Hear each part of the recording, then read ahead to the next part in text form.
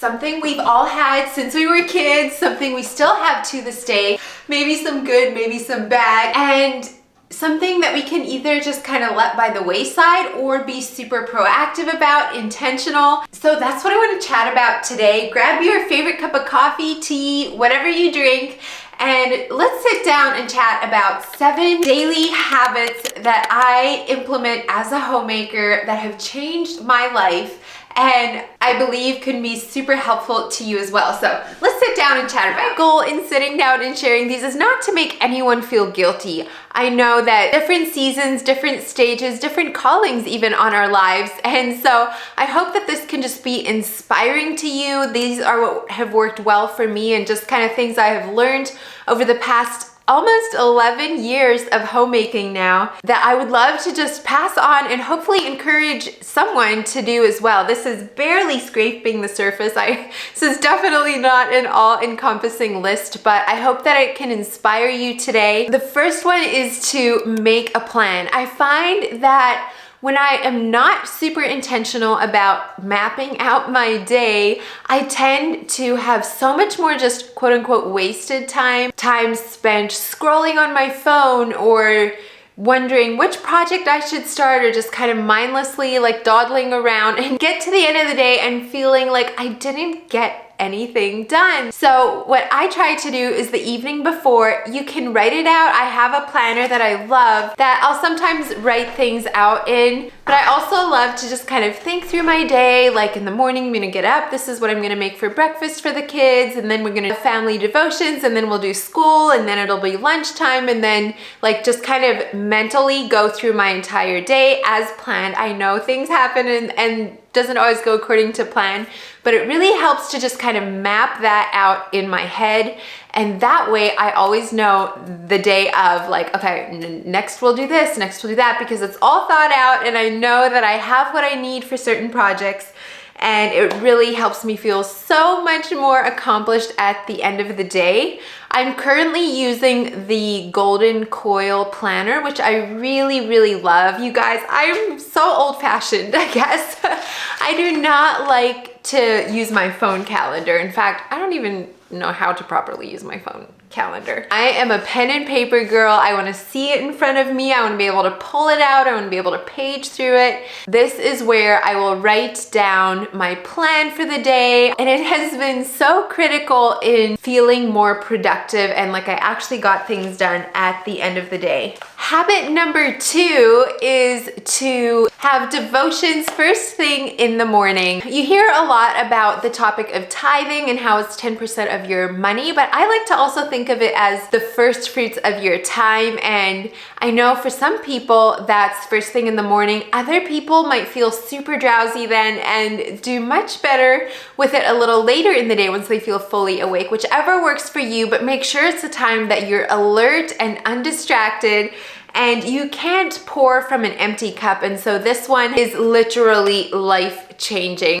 I am currently going through New Morning Mercies by Paul David Tripp. Highly recommended. It's such a good devotional and it has a coordinating Bible reading, so I love that. And then I also like to listen to a Bible app. It's called Bible.is. I love just listening to this as I get ready for the day, and I'm currently listening to the Bible chronologically through that app, and it is so good. It's like a dramatized version of the Bible. They strictly only read the Bible, but it has different voices and sound effects and music. A good way to take in more of the word even after you've started your day. But that leads me right into habit number 3, which is to get ready and dressed every single day.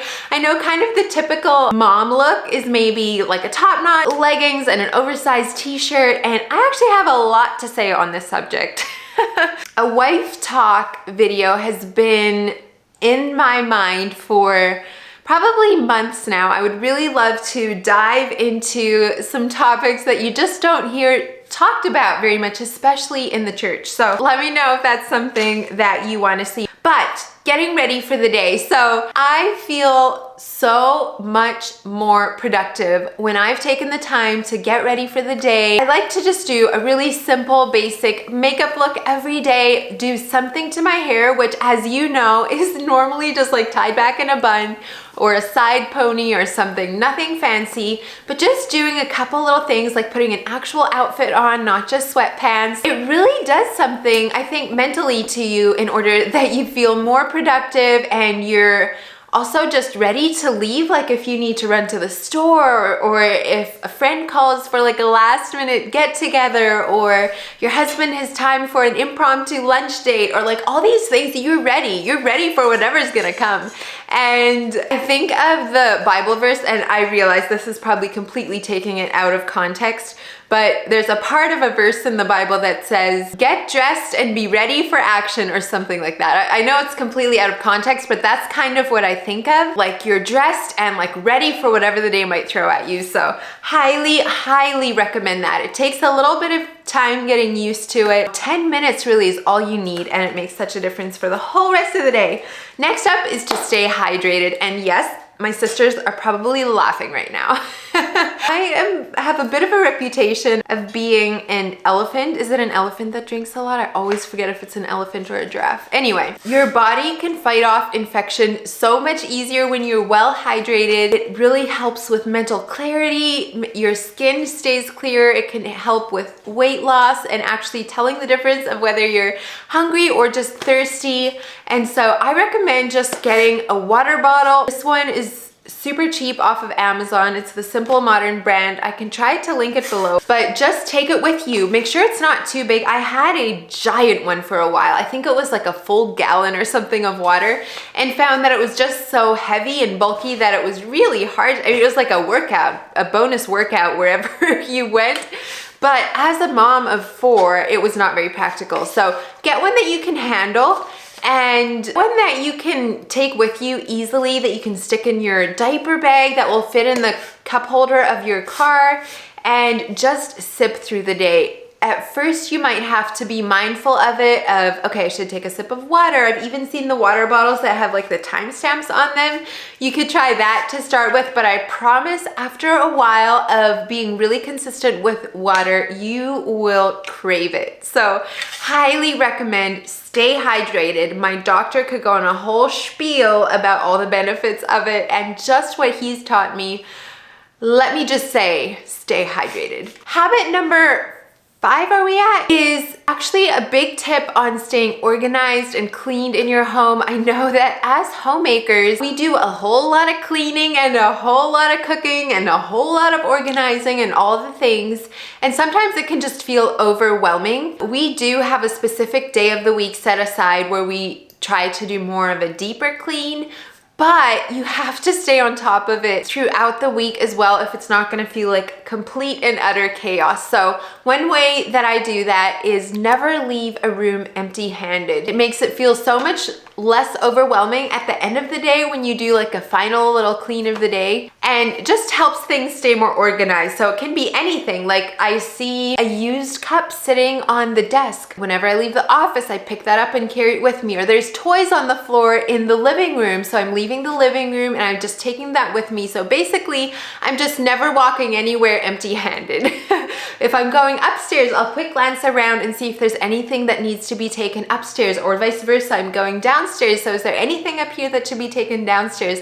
It sounds kind of complicated, but trust me, it becomes second nature. And I think of it sometimes like my arms are usually always full walking around the house, but it really, really helps minimize the clutter. And it also keeps me really mindful of, like, does everything have a spot? If there's something that I keep finding laying around that just keeps ending up laying around, then I'll be thinking like, oh, does this not have a spot? Does this not have a use? Like, should we donate this? What should we do with it? Kind of helping in organization and cleanliness and that kind of thing. Number 6 is maybe a given, but I want to highlight it anyway because it's that important, and it is to cook nutritious food. I know with just the word homemaking, you kind of think of, you know, homemade bread, bubbling soup, like all these homemade pies, all the things, right?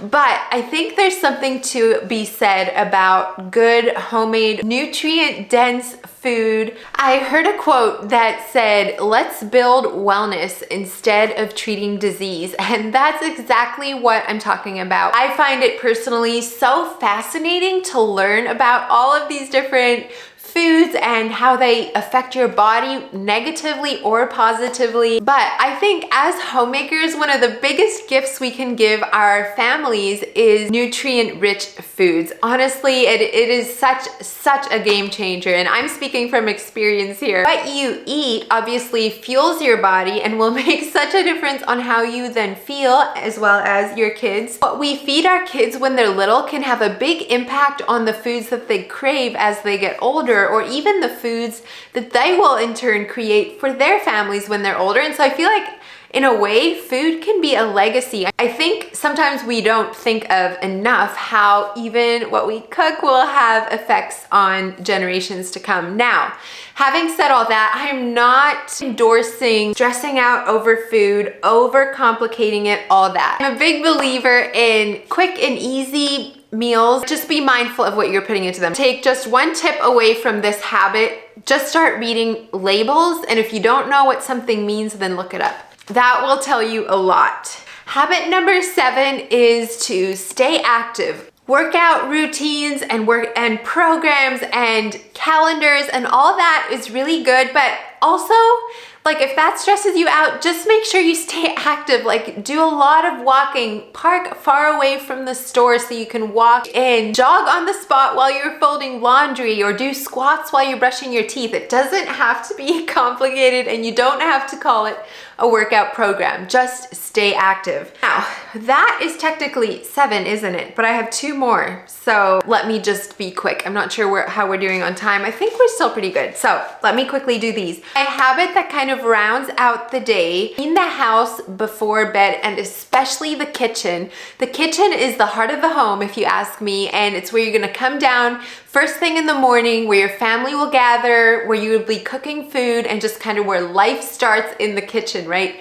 And so something that has been incredibly helpful for me is to make sure that I never go to bed. Now, there's been a couple exceptions, but is to make sure especially the kitchen is picked up, tidied before I go to bed. Sometimes this means I don't go to bed before midnight, but it also makes me more intentional towards later afternoon as I'm thinking about, like, hey, this needs to be cleaned up before I go to bed. So, like, is there anything I can do now to make that process quicker after dinner? And so it's been super helpful. It's so relaxing and satisfying to go to bed with a clean kitchen, and then to wake up and it's just like, oh, a new morning and a clean slate, and it feels so nice. So I highly recommend that. Just a nice basic cleanup goes so far in that. And then lastly, habit number 9, I guess we're at now, is to compliment someone each day, to be kind. I heard someone say how when you watch a movie, like, the people that kind of stick out are the ones that are extra kind. And so why don't we just do that in real life? Like, be kind. If you see someone has a cute outfit in the store, compliment them on it. It will make their day, and I promise it will make you feel better as well.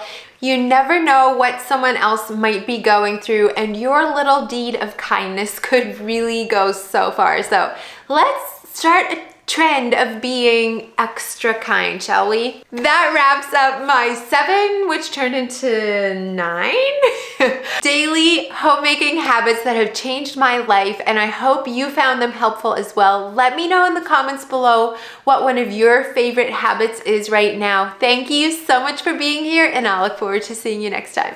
Bye, friends. Golden thing.